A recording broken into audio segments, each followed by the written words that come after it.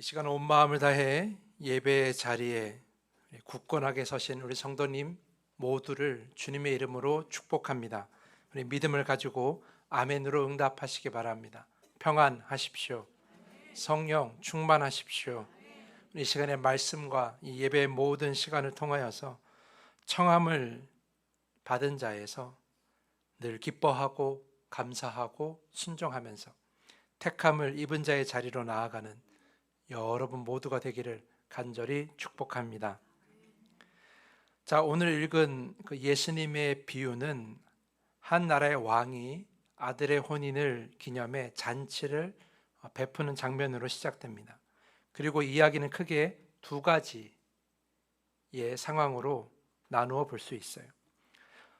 첫 번째 상황 전반부는 2절에서 10절까지의 말씀인데요. 왕이 준비한 혼인 잔치에 왕이 초대를 하는데 그걸 거절하는 사람들의 이야기가 전반부에 기록되어 있죠. 왕이 초대한 사람은 처음에 초대한 사람들은 아마 왕과 가장 가까운 사람들, 왕이 그동안 신뢰했던 사람들이었을 거예요. 하지만 그들은 왕의 초대를 거절하죠. 왕은 그들에게 정성껏 다시 한번 초대를 합니다. 4절 말씀 보면 음식을 다 차리고 황소와 살찐 짐승을 잡아 모든 준비를 마쳤으니 어서 잔치에 오십시오라고 공손하게 다시 초대를 합니다. 왕이 이 정도로 초대하면 와야죠. 오는 게 정상이에요. 하지만 이 사람들은 저마다의 일을 바쁘다고 말하면서 거절하거나 또는 그 초청을 전하러 온 종들을 죽이기까지 합니다. 매우 이례적인 반응이죠. 이에 분노한 왕은 군대를 보내 그 살인자들을 멸하고 그들의 동네를 다 불태워 버립니다. 왕의 반응이 너무 과하다고 느낄지 모르겠지만 사실 결코 그렇지 않아요. 왕의 명령을 단칼에 거절하고 초대에 응하지 않고 또한 그 초청을 전한 자의 목숨을 빼앗은 것은 결국 왕의 권위를 완전히 무시한 것뿐만 아니라 왕 자체를 대적한 것이나 다름없기 때문에 왕이 그 위치에서 필요한 반응을 한 것이라고 볼 수 있죠. 전혀 과한 것이 아니에요. 그렇다면 이 비유에서 이 왕의 초청을 거절한 자는 누구인가? 바로 그 당시 예수님의 오심을 거절했던 유대 지도자들, 대제사장, 바리새인, 서기관 등 당시 유대의 지도자들을 의미하는 것이겠죠. 그들은 자신의 권위와 이익을 지키기 위해, 그러니까 메시아라는 그런 분명한 메시지 앞에서 자신의 권위와 이익을 앞세우면서 그 메시아의 오심을 거절한 거예요. 그러니까 이러한 거절하는 유대인의 지도자들을 오늘 비유 속에서 초청을 거절하는 사람들로 표현하고 있는 것이죠. 종들을 죽인 것처럼 예수 그리스도를 죽이게 되고 하나님의 초청을 거절하게 되는 그런 유대교의 지도자의 모습을 보여주는 그 전반부의 비유라고 할 수 있어요. 그래서 이 전반부는 그리 밝은 분위기가 아니에요. 하지만 이 비유 속에서 여전히 왕이 베푸는 잔치는 유효합니다. 잔치가 없어진 건 아니에요. 단지 그 대상자들이 초청에 응하지 않았을 뿐. 그래서 왕은 오히려 초청의 대상자를 더 확대시켜서 많은 사람들을 이 잔치로 불러들입니다. 8절에서 10절 말씀 보면 이에 종들에게 이르되 혼인잔치는 준비되었으나 청한 사람들은 합당하지 아니하니 내 거리 길에 가서 사람을 만나는 대로 혼인잔치에 청하여 오라 한대 종들이 길에 나가 악한 자나 선한 자나 만나는 대로 모두 데려오니 혼인잔치에 손님들이 가득한지라.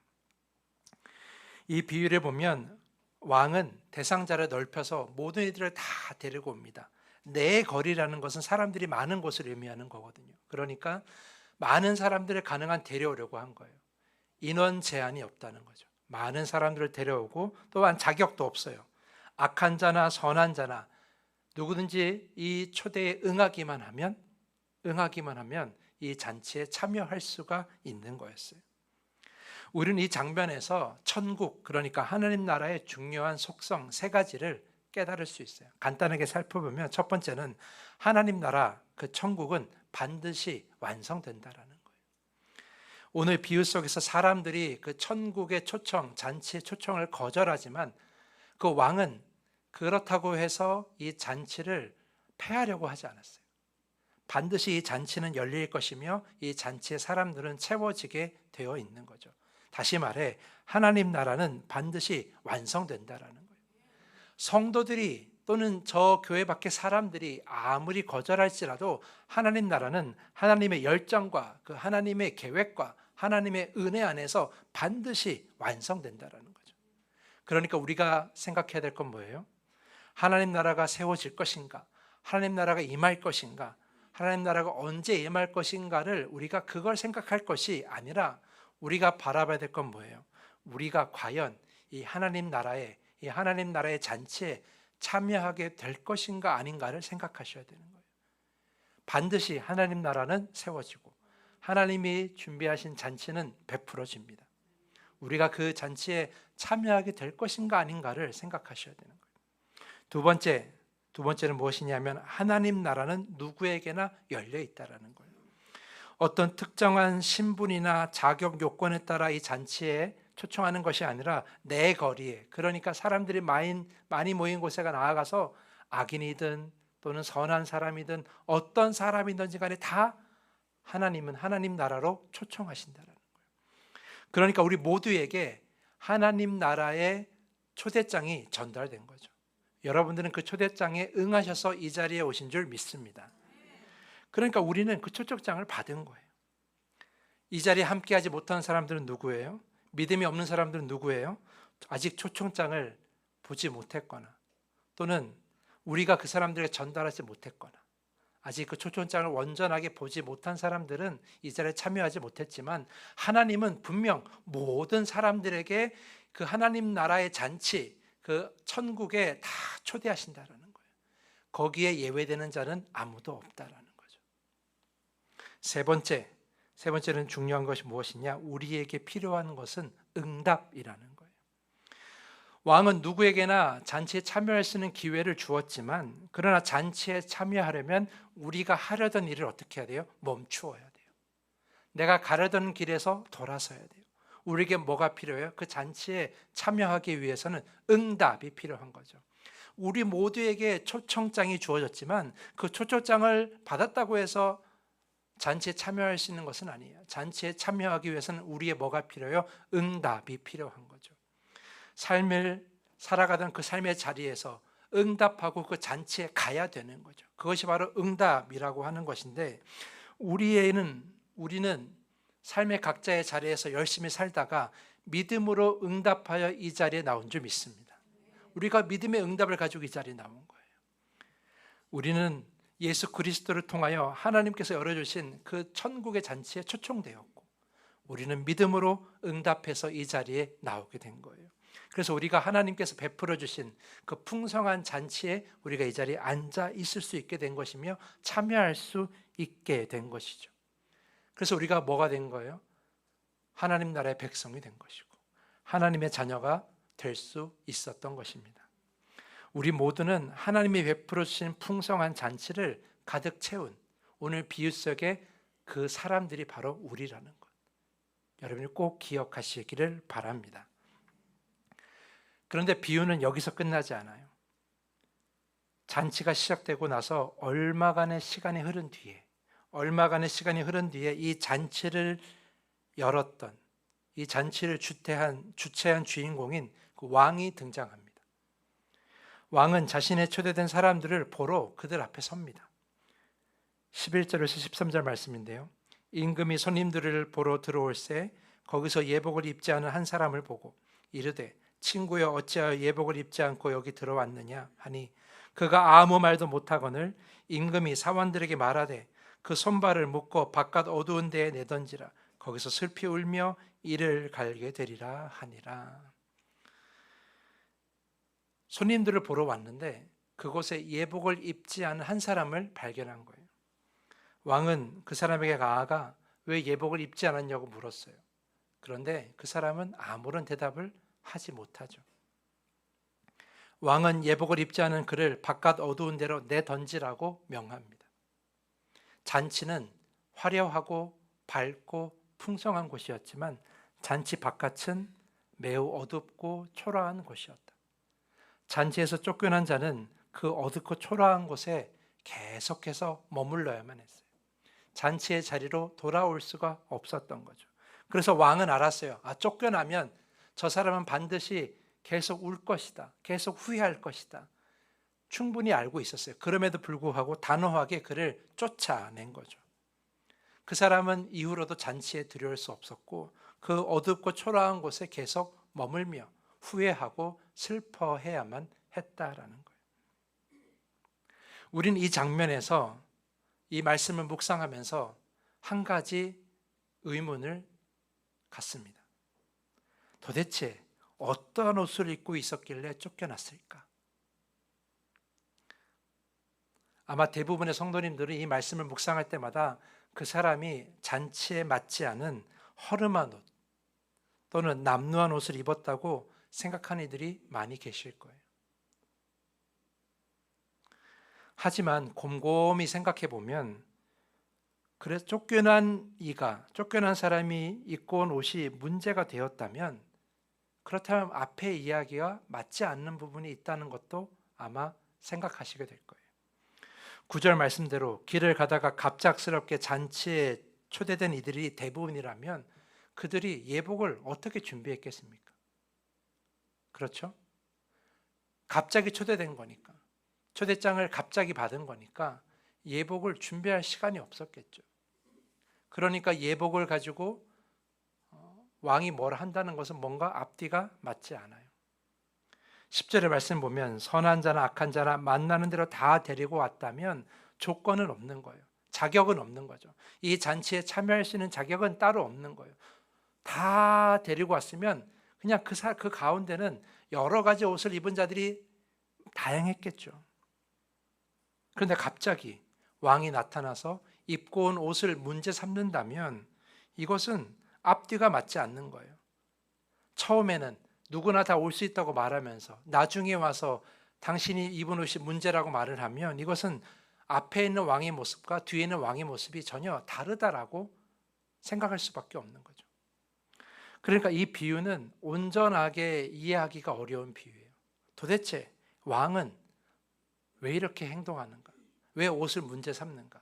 다 오라고 했으면서 자격 없이 오라고 했으면서 왜 갑자기 옷을 문제 삼아서 이 사람을 쫓아내는가? 이 사람에게 왜 슬퍼하게 하는가? 우리는 이 비유를 온전히 이해하기가 어려워요. 예수의 비유가 잘못된 걸까? 아니면 일부러 상반된 모습을 보여주는 걸까? 아무리 급하게 초대되어도 제대로 된 옷을 입으라는 그런 의미의 비유인가? 우리는 여러 가지 생각을 하게 되죠. 이런 의문들에 대해서 서울 장로의 신학교 김호경 교수는 그녀가 쓴 책 예수가 하려던 말들에서 이렇게 설명하고 있어요. 제가 책을 읽어봤거든요. 한번 잘 들어보시기 바랍니다. 이 상황을 이해하기 위해서는 당시 고대의 관습을 염두에 둘 필요가 있다. 고대 사회의 관습에 따르면 잔치에 필요한 예복은 잔치를 주최한 쪽에서 준비한다. 그러니 왕의 아들의 혼인잔치에서도 왕은 손님들을 위한 예복을 준비했을 것이고 길거리에서 불려온 모든 사람도 그 예복을 입고 잔치에 참여할 수 있었을 것이다. 그러므로 왕의 잔치에 참여하는 사람들은 자신들의 남루한 모습을 염려할 필요가 없었다. 서로 다른 조건과 상황 가운데 있던 사람들이 똑같은 예복을 입음으로써 그들은 왕 앞에서 드러내고 싶지 않은 모습을 감추고 동일한 자격을 획득한다. 왕이 주는 예복을 입는 것은 왕의 권위를 받아들인다는 표시다. 조건 없이 잔치에 참여한 그들에게 단 하나의 조건은 왕이 주는 예복을 입는 것이었다. 이 교수님의 이 설명을 들으면 오늘 본문 속의 그 의문이 다 풀리게 돼요. 그러니까 급하게 초청되었어도 그래서 남루한 옷을 입었더라도 이 잔치와 어울리지 않는 옷을 입었더라도 아무런 문제가 되지 않는다라는 거예요. 이미 준비된 예복이 있기 때문이죠. 그러니까 비유 속에 쫓겨난 사람은 예복을 입지 않아서 쫓겨난 것이 아니라는 거예요. 예복을 준비하지 못해서 쫓겨난 것이 아니라 왕이 준비한 예복, 그러니까 이 미리 준비해둔 예복을 거절하고 입지 않았기 때문에 쫓겨난 거죠. 그러니까 12절의 말씀이 이해가 되는 거죠. 12절을 보면 비유 속에서 왕이 왜 예복을 입지 않았느냐고 묻잖아요. 근데 그 말에 아무런 대답을 하지 않아요. 만약에 억울했으면 아니 그냥 저를 급하게 부르지 않았습니까? 그냥 있는 그대로 오라 하지 않았습니까? 이렇게 항변해야 되거든요. 그런데 아무런 말을 하지 않고 아무런 변명도 하지 않는다는 거죠. 왜냐하면 그 사람은 알았어요. 왕이 준비한 예복을 입어야 된다는 거예요.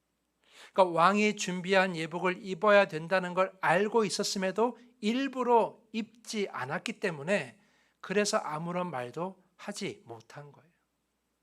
그러니까 이 본문이 이해가 되는 거죠.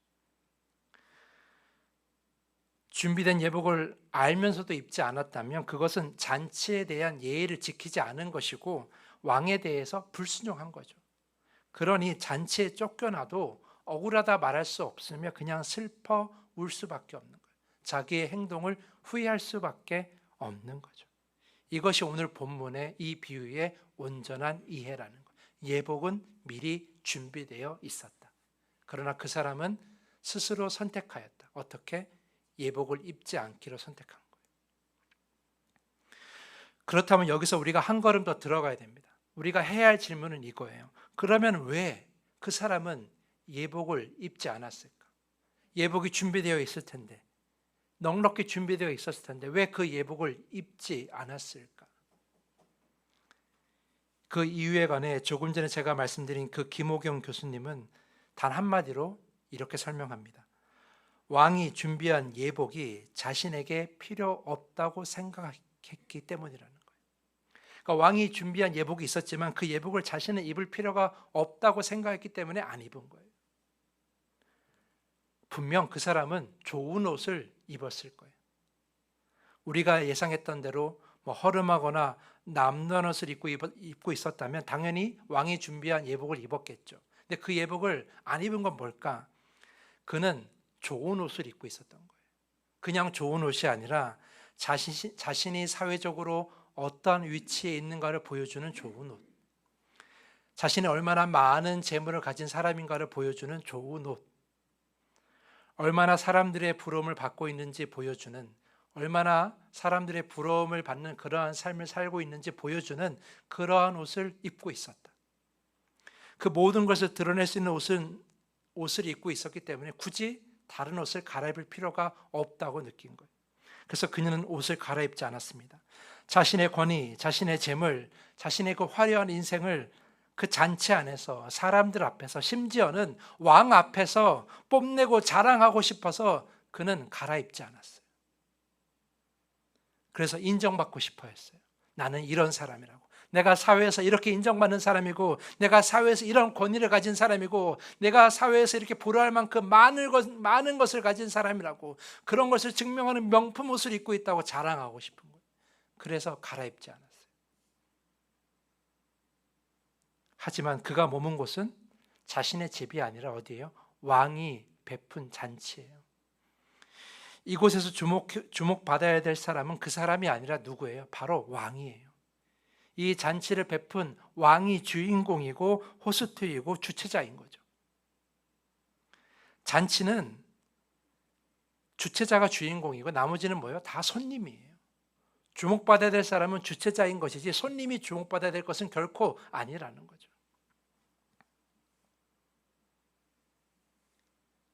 하지만 예복을 입지 않은 그 사람은 손님이 아니라 주인공이 되고 싶어 했어요.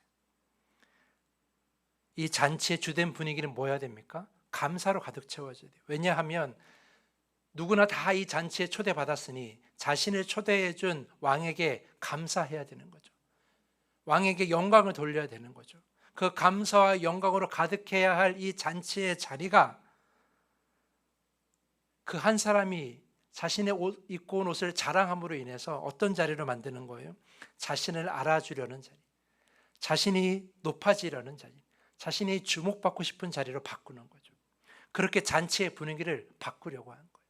그렇게 잔치의 주인공보다 더 높아지려고 한 거예요. 그러니 왕이 그 사람을 어떻게 해요? 쫓아낼 수밖에 없는 거죠. 잔치의 온전한 분위기를 위해서 잔치를 망치는 그 사람을 쫓아낸 것은 너무나 당연하다는 거예요. 이 비유를 말씀하시고 예수님은 결론적으로 14절을 말씀하십니다. 청함을 받은 자는 많되 택함을 입은 자는 적으니라. 사랑하는 성도 여러분, 청함을 받은 자는 왕의 잔치에 초청을 받은 모든 이들을 의미합니다. 바로 여러분들이에요. 이 초청에는 자격이 따로 없어요. 믿음으로 응답하기만 하면 되는 거죠. 우린 다 그렇게 이 잔치의 자리에 초청을 받았습니다. 우리는 다 청함을 입은 자입니다. 하지만 모두가 다 잔치에 끝까지 참여하는 것은 아니에요. 잔치에 끝까지 참여하는 자격은 왕이 결정하는 거예요. 왕이 택하는 거예요. 그리고 택하는 기준이 뭐예요? 바로 왕이 준비한 예복을 입느냐 입지 않느냐에 달려있는 거죠. 우리는 청함을 입은 자에서 택함을 입은 자로 나아가야 되는 거예요.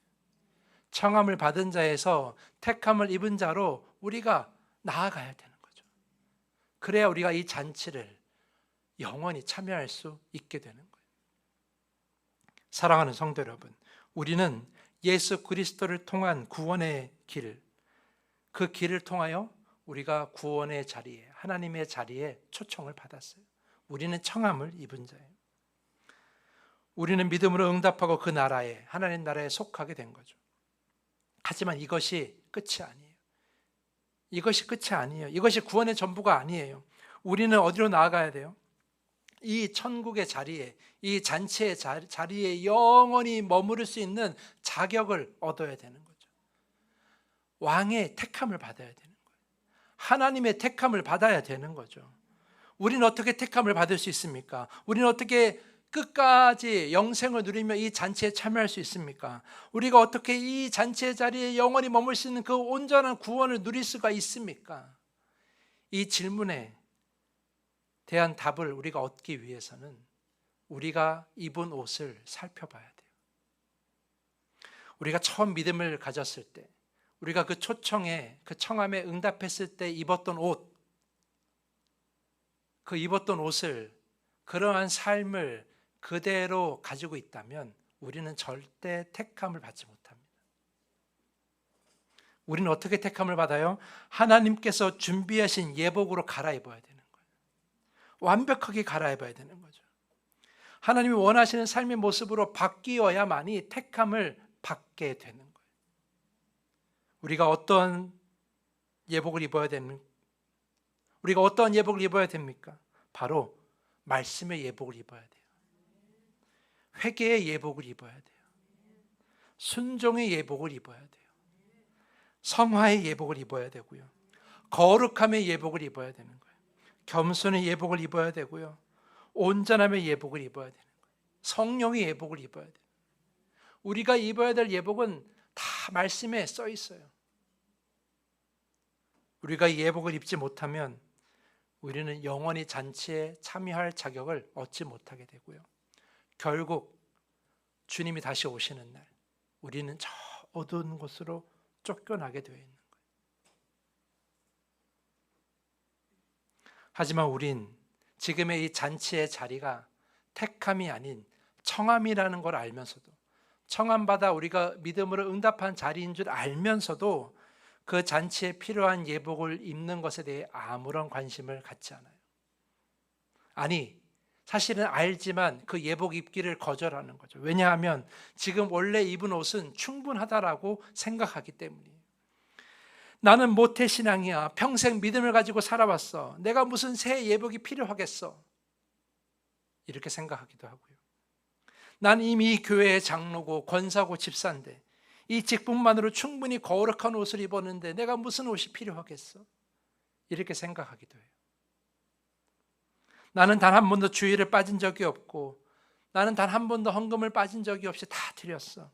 이 신실함 말고 무슨 예복이 더 필요하겠어? 라고 생각하는 사람도 있고요. 내가 기도한 시간이 얼마인데 나만큼 기도에 관해서 아는 사람도 없는데 내가 왜 옷을 갈아입어야 돼? 라고 생각하시는 분들도 있을 거예요. 내가 성도들에게 얼마나 친절한데, 내가 얼마나 다정한데, 내가 얼마나 온유한데, 내가 왜 굳이 옷을 갈아입어야 돼? 라고 생각하시는 분도 계실 거고요. 내가 세상에서 얼마나 존경받고 인정받는 사람인데 굳이 내 신분을 낮추며 옷을 왜 갈아입어야 되지? 라고 생각하시는 분도 계실 거예요.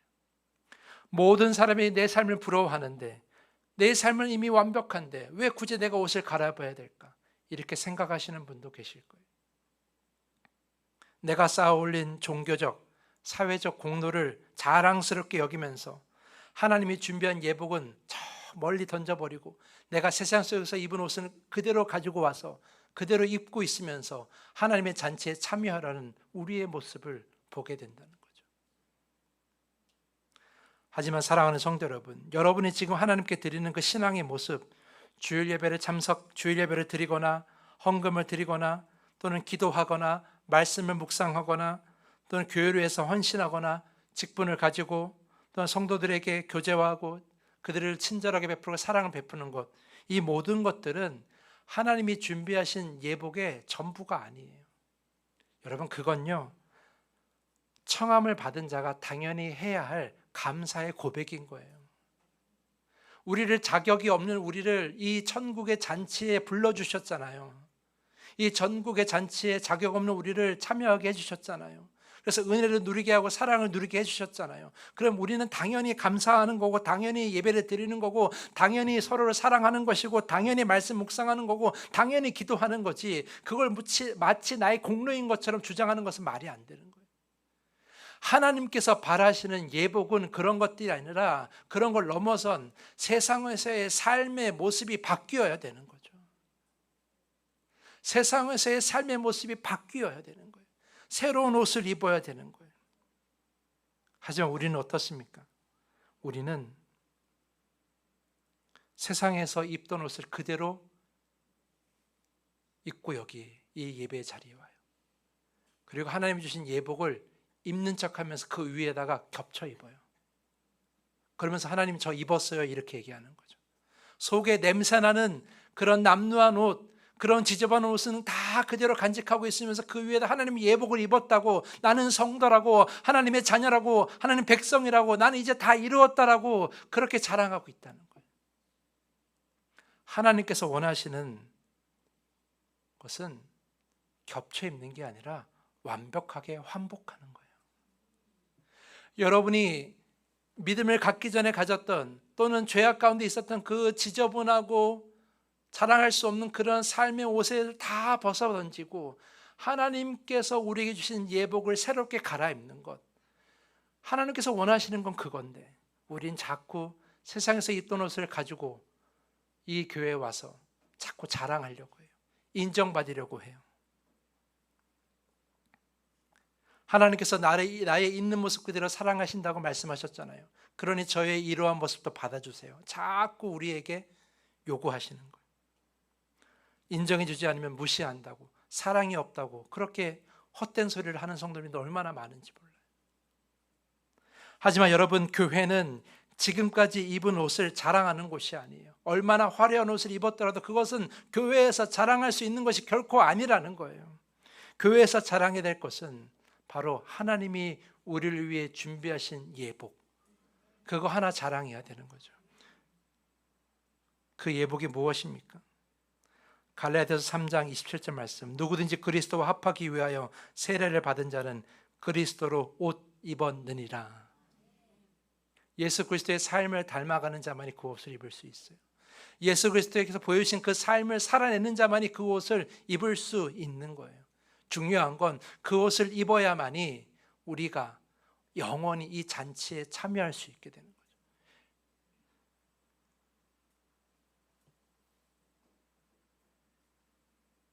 그래서 교회의 역할은 두 가지가 있는 거예요. 첫 번째는 뭐예요?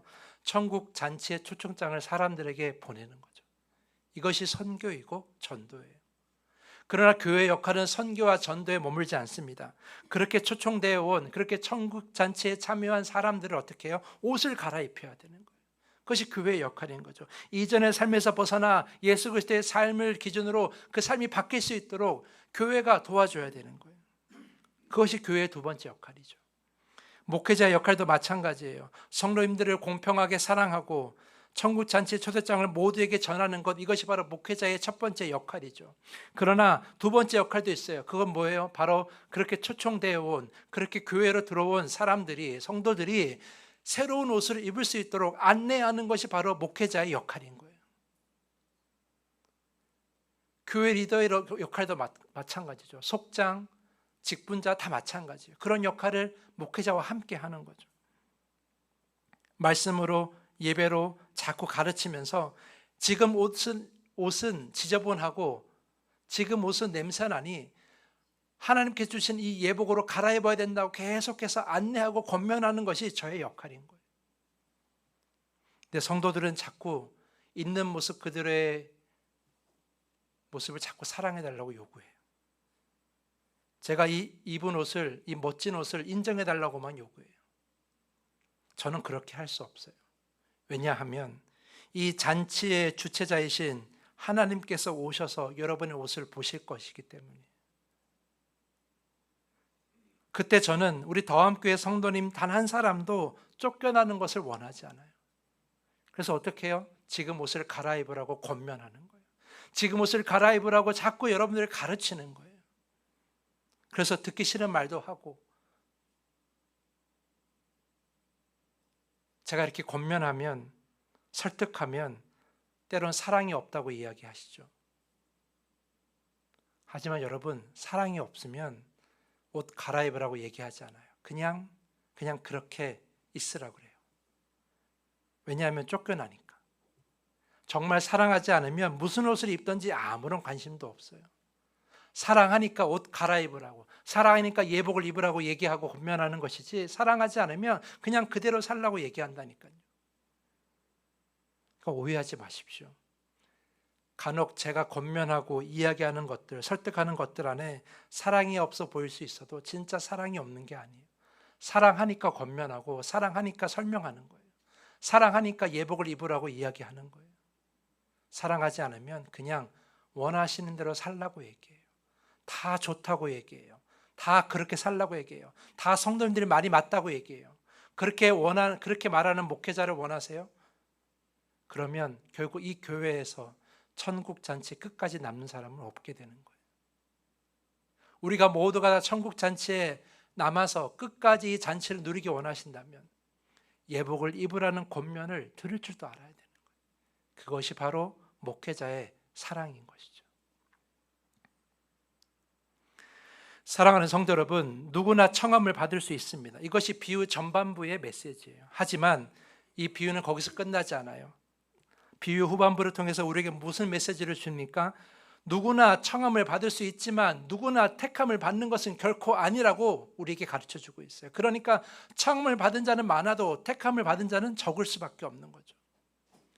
저는 여러분들이 다 택함을 받기를 간절히 축복합니다. 그러기 위해서는 어떻게 해야 돼요? 우리가 지금 입고 있는 옷을 살펴봐야 돼요. 과연 하나님이 준비한 예복과 내가 같은 옷을 입고 있는지 살펴봐야 되는 거예요. 우리가 사도신경을 통해서 늘 고백하잖아요. 하나님과 영원히 동행하는 하나님 나라의 삶을 꿈꾸잖아요. 그런데 그 삶을 살기 위해서는 우리가 어떻게 해야 돼요? 원래 입던 옷을 완전히 벗어버리고 예수 그리스도의 새로운 옷을 입어야 되는 거죠.